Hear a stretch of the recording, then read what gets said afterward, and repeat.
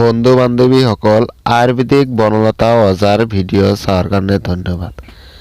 মুছলমান ভাই বন্ধুসকলৰ কাৰণে আসসালামু আলাইকুম, হিন্দু ভাই ভনীসকলৰ কাৰণে নমস্কাৰ। মই আজি আপোনালোকৰ আগত ঘৰুৱা টিপছ লৈ আহিছোঁ। এই টিপছটো ব্যৱহাৰ কৰি যদি আপোনালোকৰ বেমাৰ ভাল হয়, চেনেলটো ছাবস্ক্ৰাইব কৰি অল নটিফিকেশ্যনত ক্লিক কৰি দিব। তেতিয়াহে আপোনালোকৰ আগত মই আৰু পৰৱৰ্তী ভিডিঅ' লৈ আহিব পাৰিম। আপোনালোকৰ হাত বা ভৰি বা কোমৰ যদি বিষাইছে তেনেহ'লে আপোনালোকে কাৰেণ্ট ভিডিঅ'ত ক্লিক কৰিছে। এইটো ভিডিঅ'ত আপোনালোকে চালেহে গম পাব কেনেকুৱা আপোনালোকৰ বিষৰ বেমাৰ ভাল হয়। কেইদিনমান আগত মই এই বিষৰ কাৰণে ভিডিঅ' এটা আপলোড দিয়া গৈছিল। সেই ভিডিঅ' চাই পেলাই কেইজনমান কমেণ্ট কৰি মোক কৈছে যে দাদা আমাৰ এইফালে এইটো গছ পোৱা নাযায়, আপুনি বিষৰ কাৰণে বেলেগ চিনাকি গছ দি পেলাই ভিডিঅ' এটা বনাওক। সেই বন্ধু কেইজনৰ কাৰণে কৈ আছোঁ, এইটো গছটো বহুত কাম হ'ব, উপকাৰী হ'ব বিষৰ কাৰণে।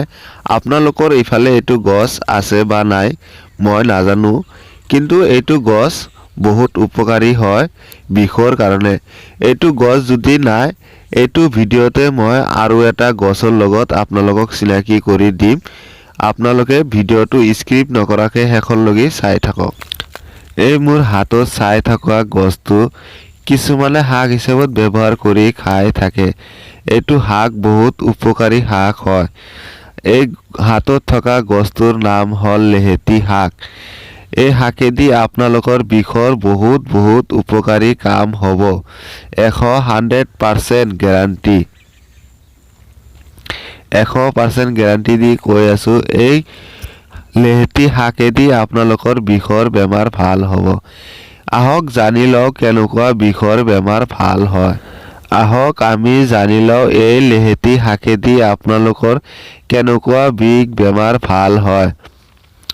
এই লেহেতি শাক আপুনি আগ 5টা ল'ব, লৈ পেলাই ঘৰত আহিব, আহি পেলাই আপোনালোকে অলপমান নিমখ ল'ব। 2 আঙুলি টিপা মাৰি যেনেকুৱা নিমখ উঠে এনেকুৱা নিমখ ল'ব।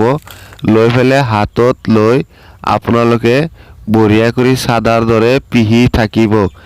পিহি যেতিয়া গছৰ আকাৰ নোহোৱা হৈ যাব, হাতত ৰস ভৰ্তি হৈ যাব, বিষোৱা জাগাখিনিত আপুনি ৰসখিনি লগাই দি এই গছটোৰ যোনটো পাত-চাত থাকিব সেইখিনি দি বিষ হোৱা জাগাখিনিত টিপা মাৰি ধৰি থাকিব 1 মিনিটমান। তাৰপিছত হাত বা কোমৰৰ বিষ যদি থাকে কোমৰ লৰাব দিব, উঠা বহা কৰিব দিব। আৰু একবাৰ মই কৈছোঁ, আপোনালোকে ভিডিঅ'টো শেষলৈকে চাই থাকিব ধুনীয়া কৰি, তেতিয়াহে আপোনালোকে গম পাব টিপছটো কেনেকুৱা ব্যৱহাৰ কৰিব লাগে। আহক আৰু এটা গছৰ লগত আপোনালোকক চিনাকি কৰি দিওঁ।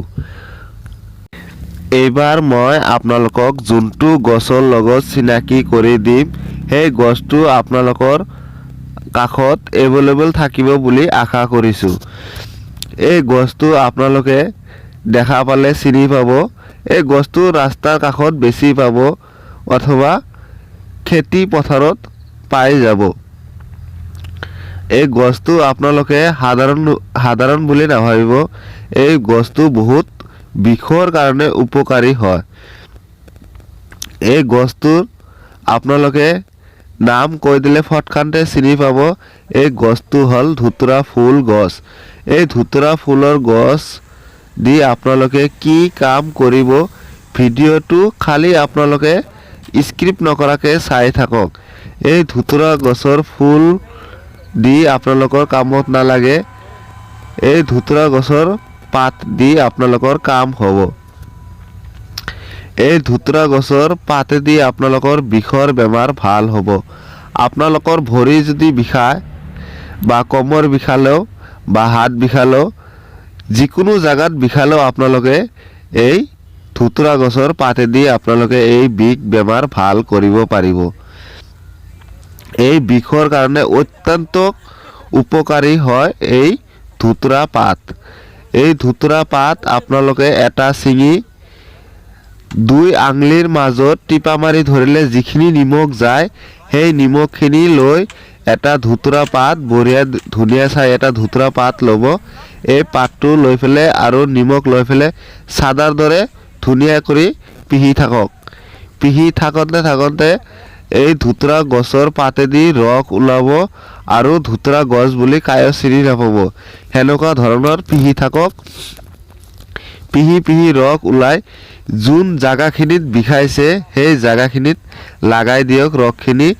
লাগানোৰ 10 মিনিট পিছত আপোনালোকৰ বিষ বেমাৰ ভাল হৈ যাব।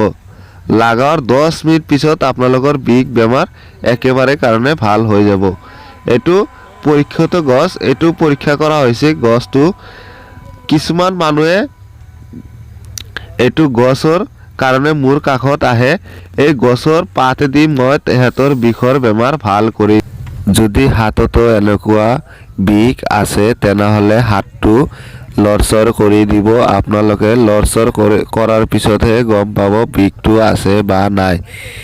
আপোনালোকৰ যেনেকুৱা ধৰক গৰম দিলে ফেন চলায়, গৰম লাগিলে ফেনৰ তলত বহি পেলাই আপোনালোকে চুইচটো দিয়ে, চুইচ দিয়াৰ লগে লগে ফেনটো ঘূৰি থাকে।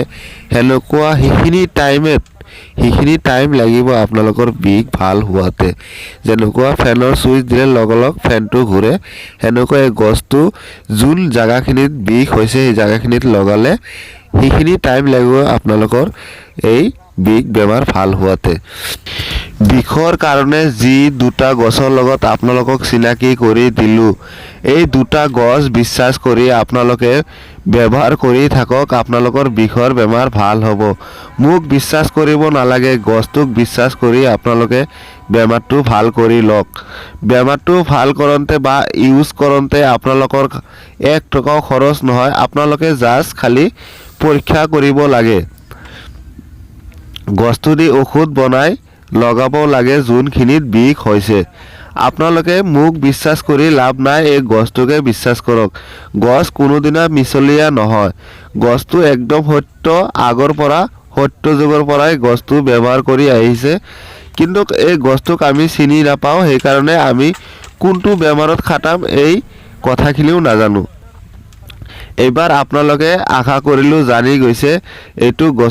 এই গছৰ পাত দি আপোনালোকে বিষৰ বেমাৰ ভাল কৰিব পাৰিব বুলি আশা কৰিছোঁ।